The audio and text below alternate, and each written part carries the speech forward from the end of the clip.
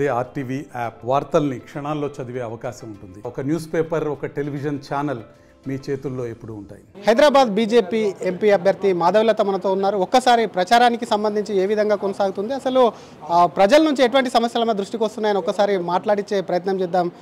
మాధవలత గారు, మీరు బాగా తిరుగుతూ ఉన్నారు, చూస్తూ ఉన్నాము, అసలు రెస్ట్ లేకుండా ఎటువంటి సమస్యలు మీ దృష్టికి ప్రధానంగా తీసుకొస్తున్నారు అక్కడ నుంచి?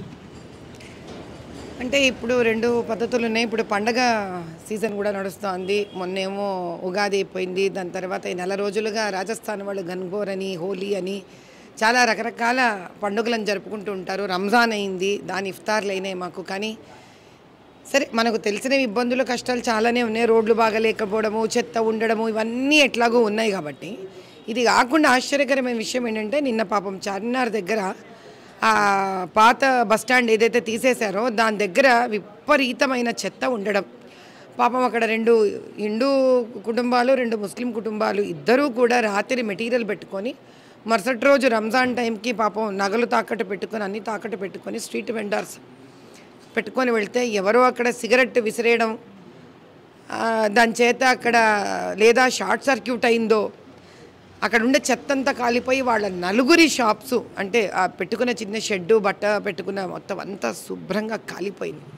చాలా బాధ అనిపించింది. ఎందుకంటే వీళ్ళు ఇదివరకు జిహెచ్ఎంసీ నుంచి కూడా వీళ్ళు వాళ్ళకి షాపులు ఇప్పిస్తామని వాగ్దానం కూడా అప్పట్లో చేయడం జరిగింది వీళ్ళందరికీ. అది ఎక్కడా ఇప్పటివరకు జరగకపోవడం చాలా దయనీయ స్థితి. నేను నిన్న హడావిడిగా రాత్రి వెళ్ళాను, వాళ్ళని పరామర్శించాము. పరామర్శించిన తర్వాత ఈరోజు కూడా వాళ్ళని పిలిపించి నేను కాస్త డబ్బులు ఇవ్వడం జరిగింది పాప. ఎందుకంటే రంజాన్ పండగ, అటు పక్కన హిందువులు కూడా భోజనానికి లేకుండా ఉన్న డబ్బులన్నీ వాళ్ళు ఇచ్చేయడం జరిగింది. కాబట్టి సో ఇది చాలా బాధాకరమైన విషయం ఏంటంటే, అలా కాలిపోవడము, పాపం వాళ్ళు దిక్కు లేకుండా రోడ్డు మీద పడడం, వాళ్ళ మొత్తం మెటీరియల్ అంతా కాలిపోవడం. వాళ్ళు వెళ్ళి కంప్లైంట్ ఇచ్చేస్తే కూడా దానికి ఇంకా ఎఫ్ఐఆర్ రాయలేదంట. రేపు పొద్దునే వెళ్ళి వాళ్ళకి ఎఫ్ఐఆర్ రాసారా లేదో నేను వెళ్ళి కనుక్కోబోతున్నాను. అడుగుతాను, చూపించమని నేను ఖచ్చితంగా ప్రశ్నిస్తాను. రేపు అక్కడికి వెళ్తున్నా పోలీస్ స్టేషన్కి. మాధవలత గారికి మోడీ గారు ట్వీట్ చేశారు, అందరం చూసాం. మరోపక్క మోడీ కాల్ చేశారా, మాట్లాడారా? ఆ ట్వీట్ చేసినప్పుడు నిజంగానే ఎట్లా అనిపించింది అసలు? నిజం వారి ట్వీటే చాలా అదృష్టంగా భావిస్తున్నాను నేను. ఆయన ట్వీట్ చేయడం అంటే మాట్లాడడంతో సరిసమానమైన విషయం. అది అంత బిజీ షెడ్యూల్లో పెట్టుకొని కూడా ఆయన ఒక వ్యక్తిగా నేను వెళ్ళి ఆప్కా అదాలత్లో నేను మాట్లాడిన దాన్ని ఆయన ప్రశంసించడం, ఆ నిజాన్ని నేను నిర్భయంగా ఎలా చెప్పగలిగానో అంతే పెద్ద మనసుతో ఆయన పెద్దరికంగా ఒక పెద్దన్నలాగా దాన్ని ప్రశంసించడం చాలా నా అదృష్టంగా భావిస్తున్నాను. మరొక పక్క ఇప్పటికీ అటు బీఆర్ఎస్ అభ్యర్థిని అయితే ఖరారు చేసింది. కాంగ్రెస్ అభ్యర్థిని ఖరారు చేయకపోవడం ఒకటైతే, నిన్న ఫిరోజ్ ఖాన్ వ్యాఖ్యలు చూసుంటారు. లోపాయికార ఒప్పందం అయింది, ఎంఐఎంతో అసదుద్దీన్ను గెలిపించడమే లక్ష్యంగా కాంగ్రెస్ పనిచేస్తుందన్నటువంటి వ్యాఖ్యలు ఆయన చేయడం మీరు ఎట్లా చూస్తారు అసలు? ఒక రకంగా ఫిరోజ్ ఖాన్ కూడా అంత నిర్భయంగా మాట్లాడడం నాలాగే మాట్లాడుతున్నాడేమో అనిపించింది. కానీ దౌర్భాగ్యం ఏంటి అని అంటే, ఏ రజాకార్లు అయితే తెలంగాణ ప్రజలను దయనీయంగా, నిర్దాక్ష్యంగా, రాక్షసత్వంగా హింసించి చంపి, స్త్రీలను మానభంగాలు చేసి వాళ్ళని హింసించి చంపేశారు, చిన్నపిల్లలని కూడా చూడకుండా చంపేశారు. అటువంటి వాళ్లకు, అటువంటి వారసత్వం తీసుకున్న వాళ్లకు కాంగ్రెస్ గవర్నమెంట్ సపోర్ట్ చేయడం అనేది మనసుకి నొప్పికరంగా ఉందేమో తెలంగాణ ప్రజలకు అనిపిస్తోంది నాకు. అంటే జీవితంలో ఒక పార్టీ ఇంకో పార్టీ కలిసిపోవడము, వాళ్ళ స్వార్థం చూసుకోవడం ఒకటేనా? పాలిటిక్స్ అంటే ప్రజల కోసం కాదా? ప్రజల భావాల కోసము, వాళ్ళ చరిత్ర కోసము ఒక గౌరవము అనేది లేదా? బతుకమ్మ పండగని ఇష్టం వచ్చినట్టు, నోటికి వచ్చినట్టు కారు కూతలు మాట్లాడే అసదుద్దీన్కి సహాయం చేయడం ఏంటి? కలిసిపోవడం ఏంటి? ఏ కాన్స్టిట్యువెన్సీలో అయితే ఆ వ్యక్తి నిలబడుతున్నాడో అక్కడ ఎంతమంది హిందువులను హింసించాడు అతను, ముస్లింలను హింసించాడు. అటువంటి వాళ్ళతో కాంగ్రెస్ చేతులు కలపడం ఏంటి?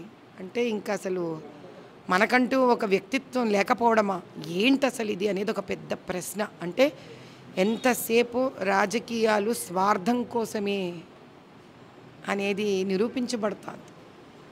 ఇది ప్రజలందరూ ఒక్కసారి ఆలోచించాల్సిన విషయమేమో. సెక్యూరిటీకి సంబంధించి కాస్త మాధవలతకు థ్రెట్ ఉన్నప్పటికీ కూడా రాజాసింగ్ మీ తమ్ముడు రాజాసింగ్ కూడా గతంలో చాలాసార్లు థ్రెటనింగ్ కాల్స్ వచ్చినాయి. వారు ఎవరికి లేని రాజాసింగ్ ఎందుకే సడన్గా అంటే రాజాసింగ్ లేని మాధవలతకి ఇవ్వడం అనుకున్నటువంటి మర్మం ఏమిటి అని కొంతమంది ప్రశ్నిస్తున్నారు. వాళ్ళకి మీరు ఇచ్చే సమాధానం ఏంటండి? రాజాసింగ్ గారు అడిగినప్పుడు నేను ముందు రాజకీయాల్లో లేను కాబట్టి నన్ను వాళ్ళ ప్రశ్న వెయ్యకూడదు. ఈరోజు నాకెందుకు ఇస్తున్నారు దానికి మాత్రం నేను సమాధానం చెప్పగలను, అంతే కదా నాయన. ఇప్పుడు స్వాతంత్రంలో పోరాడినప్పుడు దాని గురించి నేను ఏం చెప్తా, పుస్తకాల్లో చదువుకొని అడిగితే చెప్తా. రాజాసింగ్ గారికి ఎందుకు ఇవ్వాలి? నా ప్రశ్న కాదు, మీ పార్టీలో చాలా మంది ఇది, అందుకే వాళ్ళకి క్లారిటీ ఇవ్వండి. వాళ్ళకి ఇస్తున్నాను అన్న క్లారిటీ. రాజాసింగ్ గారు అడిగినప్పుడు ఎందుకు ఇవ్వలేదు అన్నప్పుడు నేను అసలు రాజకీయాల్లో లేను, నేను ఒక మామూలు మనిషిని. నేను నా పాటికి ఆఫీస్ పోతున్నా, ఇంటికి వస్తున్నా. ఆ రోజు మీలాగే అయ్యో ఎందుకు ఇచ్చారా ఇవ్వలేదా అనుకోగలను తప్ప నేను ఎక్కడి నుంచి సమాధానం ఇస్తా? నాకెందుకు ఇచ్చారో నేను సమాధానం ఇస్తా. నాకెందుకు ఇచ్చారు? ఏ వ్యక్తి అయితే ముస్లిం ఎమ్మెల్యే క్యాండిడేట్ వెళితేనే రాళ్ళు విసిరి దాన్ని వాళ్ళ మీద కార్లు ఆపేసి దుండగులు అంతా మీద పడిపోతారు. వాళ్ళు పత్రికా విలేకరుల్ని సియాసత్ వాళ్ళనే మనుషుల్ని పంపించి కొట్టిస్తారు. ఇంకా అలా దౌర్జన్యము చేసే వాళ్ళు ఇంకా మనం వెళ్ళి మన హక్కు ప్రకారంగా ప్రజలందరినీ కలుస్తాము అనుకున్నప్పుడు వాళ్ళేమో వదులుతారా? వదలరు వాళ్ళు. కాబట్టి అందులోనే అర్ధరాత్రి అపరాత్రి ఎప్పుడంటే అప్పుడు ఎవరిండ్లకండి ఎక్కడ వీధులంటే ఆ వీధులకే మేము వెళ్ళిపోతుంటాను. ఇప్పుడు జంత ఎందుకు నిన్న చార్మినారే ఉంది, వెళ్ళిపోయాను నేను, రాత్రి వెళ్ళిపోయాను నేను, ఆడ కాలిపోయింది, వెళ్ళి పరామర్శించాను నేను. ఇలా మేము ధైర్యంగా వెళ్ళేటప్పుడు వాళ్ళు ముస్లింలనే వదిలిపెట్టరు. క్యాంపెయినింగ్కి వస్తే ఇక మమ్మల్ని వదిలిపెడతారా వాళ్ళు? అంతే, అందుకే ఇచ్చారు. Simple as that. కేటీఆర్కు సంబంధించి కొన్ని వ్యాఖ్యలు మోడీ మీద చేశారు. ఒక పక్క గుంపు మేస్త్రి అని, అంటే తాపి మేస్త్రి అని ఒక పక్క, గుంపు మేస్త్రి అని ఒక పక్క కూడా పోలుస్తున్నారు. కేటీఆర్ వ్యాఖ్యలు ఎట్లా చూస్తారు మీ మోడీని? తాపి మేస్త్రి అని మోదీ గారిని అన్నారు. అవును, మరి ఇక్కడ ఒక గుంపు మేస్త్రి ఉన్నాడు, అక్కడ ఒక తాపి మేస్త్రి ఉన్నాడు అన్నట్టు ఆ వ్యాఖ్యలు చేశాడు. అవును, నిజంగానే ఆయన మేస్త్రి, దేశాన్ని కట్టే మేస్త్రి. ఆయన తెలిసిచ్చాడో తెలియకిచ్చినాడో కేసీఆర్ మా మోదీ గారి గురించి. ఒక మేస్త్రి బిల్డింగ్ని కడతాడు, ఒక మేస్త్రి స్కూల్ కడతాడు, ఒక మేస్త్రి హాస్పిటల్ కడతాడు, ఒక మేస్త్రి న్యాయస్థానం కడతాడు. మా మోదీ దేశాన్ని కడతారు. ఏది ఇచ్చినా కానీ బాగానే తెలియకుండా ఇచ్చిండు, కానీ నాలుక జారో నోరు జారో బాగానే ఇచ్చిండు కేసీఆర్. మా మోదీ గారి నిజమైన మేస్త్రి, దేశాన్ని కట్టే మేస్త్రి.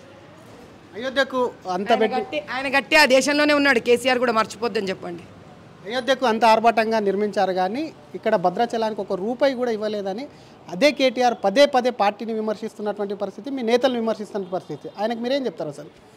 ఇదే కేసీఆర్ భద్రాచలంకి డబ్బులు ఇవ్వకుండా ఉన్న డబ్బులంతా తీసుకెళ్ళి ఒక్క గుడి మీద ఎందుకు కట్టినాడు? మరి అప్పుడు ఆలోచించుకోలేదా కేసీఆర్?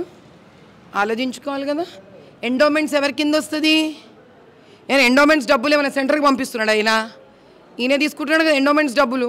ఈయన ఎండోమెంట్స్ డబ్బులు ఈయన కట్టుకోవాలి, అంతే అయిపోయింది. ఏం మాట్లాడుతున్నాడు ఆయన? ఈయన బండి గరాజు పోయిన కార్ఖానా పోయినా తెలుస్తలేదు ఆయనకి? ఓడిపోయిన చింత చచ్చినా పులుపు చావలేదంటే ఇదే. ఓడిపోయినా కానీ సరిపోతలేదు ఆయనకి. ఇంకా హరిని తెలుసుకోమని చెప్పండి. పాత బస్సులో చాలా డూప్లికేట్ ఓట్స్ ఉన్నాయని చెప్తుంటారు. దానికి సంబంధించి మీరేమన్నా దాని మీద ఏదైనా వర్కౌట్ చేస్తారా? ఎన్ని ఓట్లు ఏదైనా గుర్తించారా? చాలా ఉన్నాయి, 6.5 లక్షలు ఉన్నాయి. అందులో 1,60,000 ఎపిక్ నంబర్ మీదనే ఉన్నాయి. చచ్చిపోయిన వాళ్ళు డెత్ సర్టిఫికేట్లు తీస్తే మీద పడతాయి, హౌస్ నెంబర్లే లేవు, అయినా ఓట్లు ఉన్నాయి. ఒకటే వ్యక్తికి డూప్లికేట్ ఫేసులు, అటు ఫేస్ ఇటు ఫేస్ పెట్టినవి ఉన్నాయి. రకరకాలు ఉన్నాయా, చాలా ఉన్నాయి.